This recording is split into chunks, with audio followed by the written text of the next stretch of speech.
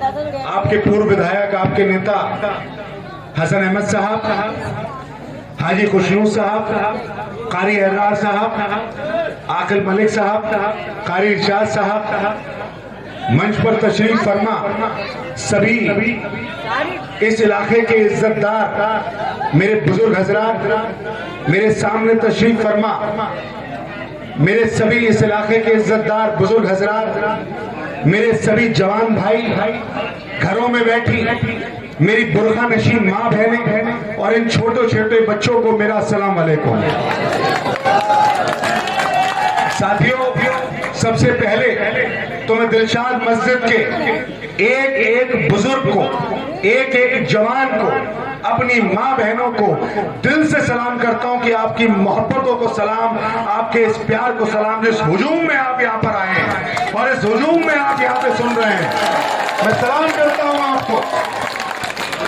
अभी मुझसे पहले मेरे बुजुर्गों ने आपसे बातें कही, मैं भी चंद आपसे बातें कहना चाहता हूं, उसके बाद हसन अहमद साहब को भी आप सुनेंगे। सबसे पहले आप दिल पे हाथ रख के ये बताओ कि हसन अहमद साहब ने यहां काम किया था या नहीं किया था? किया था ना? मैं भी चुनाव लड़ा था पिछली बार, मैं जीता नहीं था और खुदा की कसम खुले आसमान के नीचे खड़ा हूं, मुझे इसका जरा सा भी मलाल नहीं है कि मैं जीता नहीं था। आपने उस वक्त में जो फैसला लिया, मैं उस फैसले में भी आपके साथ हूं, लेकिन एक अफसोस की बात है, आपके सामने हसन अहमद साहब बैठे हुए हैं और दिल्ली के अंदर दिल्ली को शीला दीक्षित ने चमकाया था। मैं बड़ी माफी के साथ, माजरत के साथ ये कहना चाहता हूं कि आपने अच्छे लीडरों को खो दिया, आपने अपनी कयादत खो दी, आपने अपने अच्छे कायद खो दिए। मैं ये कहना चाहता हूं कि जिस जगह पर कायद नहीं होते, कायद कमजोर होते हैं, वो कौम भी कमजोर हो जाती है, वो माशरा भी कमजोर हो जाता है, वो इलाका भी कमजोर हो जाता है। और जिस जगह पर, जहां पर कायद मजबूत होगा, जहां पर कयादत मजबूत होगी, वो माशरा भी मजबूत होगा, वो कौम भी मजबूत होगी, वो इलाका भी मजबूत होगा और वो मिल्लत भी मजबूत होगी। अफसोस की बात है कि हमने अच्छे कायद खो दिए। जब हम कयादत को खो देते हैं, उसके बाद हम आंसू बहाते हैं, लेकिन बुरा मत मानिए, या फिर आंसुओं का कोई मोल नहीं होता। आपने एक ऐसा फैसला लिया जिसका खामियाजा हमें और आपको भुगतना पड़ रहा है। आपने देखा दिल्ली में जब चुनाव हुए थे, रिजल्ट आया था, तो एक मुश्क होकर सबने अरविंद केजरीवाल को वोट दिया था। आपके लिए सीए एनआरसी में दिल पे हाथ रख के बताइएगा, आज मैं अब तकरीर के मौजूद से नहीं आया, मैं अपने घर वालों के साथ अपनी बात करने के लिए आया हूं। जब सीए एनआरसी का मामला था तो इंडिया गेट की तड़कती हुई ठंड में सोनिया गांधी, राहुल गांधी, प्रियंका गांधी और प्रियंका गांधी के दोनों बच्चे तड़कती हुई ठंड में मेरे और आपके और हमारे बच्चों के मुस्तकबिल की वजह से बैठे थे। क्या सोनिया गांधी को कोई देश से बाहर निकाल रहा था? क्या राहुल गांधी को कोई बाहर निकाल रहा था? पेपर किसके पूछे जा रहे थे? हमारे पूछे जा रहे थे। वो लोग आपके बीच में थे, लेकिन उसके बाद भी आपने उन्हें नकार दिया। फिर दिल्ली में दंगा हुआ। किसी ने केजरीवाल को देखा था दंगे में? तुमने देखा था केजरीवाल को? चाचा आपने देखा था? किसी ने कहीं नहीं देखा केजरीवाल को। केजरीवाल एक जगह नहीं दिखा, लेकिन इस मुल्क का सबसे बड़ा नेता, कांग्रेस का सबसे बड़ा नेता, आने वाला प्रधानमंत्री राहुल गांधी मुस्तफाबाद की गलियों में घूम रहा था। उसी दंगे के बाद अगर राहुल गांधी भीषम शर्मा के स्कूल में गए थे तो ब्रिजपुरी की मस्जिद के अंदर इमाम साहब से भी पूछा था कि इमाम साहब बताइए, मेरे लायक अगर कोई काम है तो कांग्रेस पार्टी राहुल गांधी आपके साथ एक पैर पे खड़ी और आपको हिंदू मुस्लिम एकता में आपके लिए पूरी जान लगाएगी। कांग्रेस पार्टी याद है ना आपको? उस संगी केजरीवाल ने क्या कहा था जब दंगा हुआ? मेरा ये भाई अभी बोल रहा था, आप बोल रहे थे ना कि दिल्ली, क्या बोला था केजरीवाल ने? दिल्ली पुलिस मेरे हाथ में नहीं है, ये बोला था।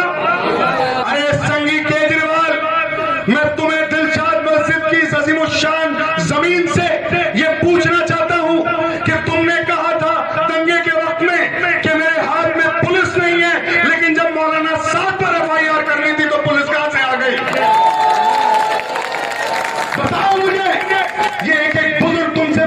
है। जब मरकज को बंद कराना था, जब मरकज को बदनाम करना था, जब तबलीगी जमात को बदनाम करना था, तब दिल्ली पुलिस तुम्हारे हाथ में कहां से आई?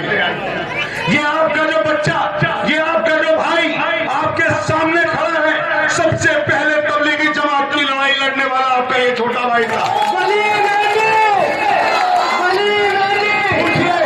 मेरे वालिद आपके बीच में बैठे हुए हैं। मैंने एक ट्वीट किया था कि मैं जुमे से एक दिन पहले कि मैं मरकज को खुलवाने जा रहा हूं। अगले दिन मेरे घर पे एसीपी एसएचओ सब आ गए। मेरे वालिद को हाउस अरेस्ट कर लिया था। मैं नहीं था उस टाइम पे घर पे, और उन्होंने कहा कि अली मेहंदी को पहले लेके आओ वरना हम तुम्हें नहीं छोड़ेंगे। मेरे वालिद ने मुझे बोला, मैंने उनसे भी ये कहा कि मैं आपसे एक बात कहना चाहता हूं, मैं अपनी कौम के लिए, अपने लोगों के लिए, अपनी मिल्लत के लिए, अपने माशरे के लिए अगर अली मेहंदी को अपनी जान भी देनी पड़ेगी तो जान देगा, हटेगा नहीं।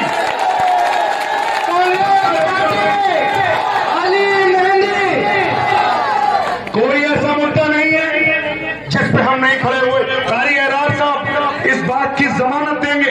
अब्दुल सबूर, आपको याद होगा कारी साहब, अब्दुल सबूर जो पुलिस में था, जिसका इंतकाल हो गया था, उसकी बूढ़ी मां अरविंद केजरीवाल के घर के बाहर बैठी हुई थी। कारी साहब भी थे, ये थे वहां पर। मैं वहां पर गया था, पूरी रात हम लोग बैठे थे।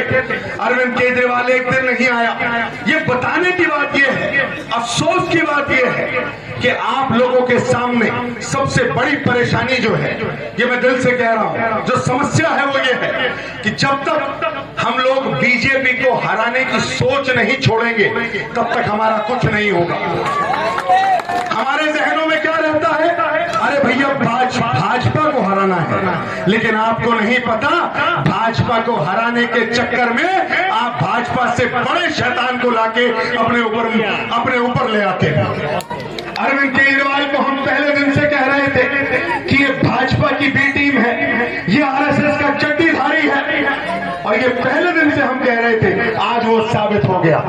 मौलाना साहब पर एफआईआर कराने में तो 1 सेकंड नहीं लगाया, तबलीगी जमात को बदनाम करने में तो 1 मिनट नहीं लगाया, लेकिन आज उसका पार्टनर सत्येंद्र जैन जो जेल में मसाज करा रहा है, आज तक उसे मंत्रालय से नहीं हटाया। ये समझने की जरूरत है आपको। एक छोटा सा वाक्य बताता हूं आपको कि कैसे हमें बदनाम किया गया। मैं इंदौर गया था इसी कोरोना के बाद। वहां पर एक शख्स मुझे मिले, उन्होंने कहा अली साहब, दिल्ली के मुख्यमंत्री ने जो हम लोगों को बदनाम किया, जो तबलीगी जमात का नाम लिया, जो मरकज को बंद कराया, उसका खामियाजा हमने इंदौर में भी झेला। मैंने कहा कैसे? उन्होंने कहा कि कोरोना के वक्त में जब एक टोपी पहन के दाढ़ी में एक बुजुर्ग इंदौर की किसी गली से जा रहे थे, तो वहां से किसी एक शख्स ने कहा कि इससे दूर हट जाओ, ये कोरोना बम जा रहा है। कोरोना बम बनाया था या नहीं बनाया था केजरीवाल ने? और सबसे बड़ी बात, वो बिल्किस बानो, इस मुल्क की बेटी, जिसके लिए चाहे वो हिंदू हो या मुसलमान हो या सिख हो या ईसाई हो, जिसके सीने में दिल है, उसने बिल्किस बानो के लिए अपने दिल से आंसू आए उसको, जो उस बिल्किस बानो के साथ हुआ था गुजरात में, उसके लिए हिंदू मुसलमानों ने आंखों में आंसू लाए। गुजरात की सरकार ने उसके जालिमों को छोड़ दिया था। ये वही केजरीवाल है जिससे ये पूछा गया कि बिल्किस बानो के लिए आप क्या बोलना चाहते हैं, तो उसने कहा मैं कुछ नहीं बोलना चाहता। ऐसे शख्स को वोट दोगे क्या? आप सुनो, जो मेरे दिल का, मुझे एक चीज का बड़ा अफसोस है, मैं समझ नहीं पा रहा कि आम आदमी पार्टी का कोई कैंडिडेट आपके सामने आके वोट मांगने की हिम्मत कैसे कर रहा है। आपको क्या पूछना नहीं चाहिए उसके शाने को पकड़ के कि तू तब कहां था जब मरकज को बंद किया जा रहा था और तेरा मुख्यमंत्री चुप था? तू तब कहां था जब दंगे हो रहे थे और तेरा मुख्यमंत्री घर के अंदर घुसा हुआ था? और सुन लीजिए, हमारे सरों के ताज, हमारी मस्जिदों के इमाम, जिनके पीछे हम नमाज पढ़ते हैं, जो वक्फ बोर्ड के अंदर इमाम आते हैं, वो वजीफा अपने हक की लड़ाई के लिए 14 महीने तक उनको वजीफा इस केजरीवाल सरकार ने नहीं दिया। अपनी हक की लड़ाई के लिए वक्फ बोर्ड के बाहर चटाई बिछा के मेरे इमाम बैठे हुए थे। मुझे अपने पर और आप पर शर्मिंदगी हुई। ये वही इमाम है मंदिर के पीछे हम नमाज पढ़ते हैं। मैं अरबैनों के साथ बैठा, मैं अरविंद केजरीवाल के घर में घुस गया और मैंने अरविंद केजरीवाल से ये बात कही कि ये हम कोई खैरात नहीं मांग रहे, ये हम कोई भीख नहीं मांग रहे, ये वो है जो हमारे आबाओ अजदाद, हमारे बुजुर्गों की जमीनें हैं, इससे जो पैसा आता है उसका वजीफा हम मांग रहे हैं, हम तुमसे खैरात नहीं मांग रहे। वो भी लड़ाई आपके भाई ने लड़ी, 3 महीने का वजीफा उनको दिया। तो आप समझिए कितनी बड़ी लड़ाई राहुल गांधी कन्याकुमारी से चल के आज कश्मीर पहुंचने के लिए 10 जनवरी में कश्मीर पहुंचेंगे। किसके लिए लड़ाई लड़ रहे हैं वो, किसकी बात कर रहे हैं वो कह रहे हैं कि भारत जो टूट रहा है उसको एक करने की मैं लड़ाई लड़ना चाहता हूं। जो मेरे भाइयों को, जो एक मजहब को टारगेट किया जा रहा है, उनके जो दिल टूट रहे हैं, उस टूटे हुए दिल को जोड़ने की बात राहुल गांधी कर रहे हैं। आपको राहुल गांधी का साथ देना पड़ेगा, आपको कांग्रेस का साथ देना पड़ेगा, तभी इन दखियानूसी ताकतों के काल पर एक तमाचा पड़ेगा। मारोगे या नहीं मारोगे तमाचा? मारोगे तमाचा? और एक बात मैं कहना चाहता हूं, अभी कहा गया कि हाजी खुशनूर साहब को, कांग्रेस पार्टी को यहां से जिताना है। मेरा मकसद ये नहीं है कि खुशनूर साहब यहां से सिर्फ जीते, इसमें आपकी जीत नहीं है।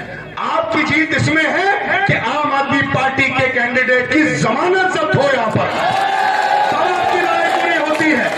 और अभी खुशनूर साहब ने ये आपसे बात कही, मेरे वालिद भी बैठे, मैं आपसे वादा करता हूं, मेरे हाथों को आप एक बार मजबूत कर दीजिए। मुझे अफसोस है इस बात का कि मैं यहां से एमएलए नहीं जीत पाया। खुदा की कसम कोई लालच नहीं है, जैसे मेरे वालिद को लालच नहीं थी वैसे मुझे भी लालच नहीं है। बस एक लालच है, एक मलाल है कि जो हमने कसम खाई थी, हमारे घर ने कसम खाई थी, और हमें ऐसा लगता था कि उस परवरदिगार आलम ने हमें इस दुनिया में मुस्तफाबाद की आवाम की खिदमत करने के लिए भेजा है। उसका अफसोस है कि मेरे हाथ बंधे हुए हैं, मैं वो खिदमत आपकी वैसे नहीं कर सकता। लेकिन मैं आपसे इल्तिजा करता हूं, हाजी खुशनूर को जिता के एक बार हमारे हाथों को मजबूत कर दो। मैं वादा करता हूं आपसे, आपके सारे काम अली मेहंदी कराएगा।